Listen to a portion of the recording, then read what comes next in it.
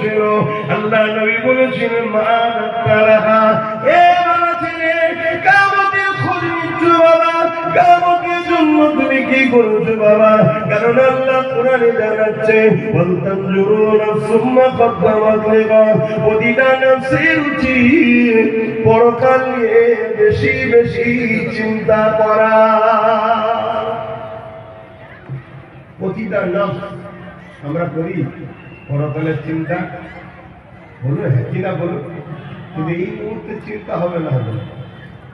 এই মাহফিলে করছেন এটা ভালো কাজ, ভালো কাজ। এই ভালো কাজ কি ধ্বংস না হয়ে যায় এর জন্য একটা খেয়াল রাখবেন। কি খেয়াল?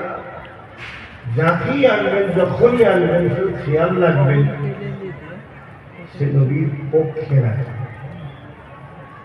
সে নবীর পক্ষে রাখে। এইটুকু একটু মেসেজ দেখলাম, খেয়াল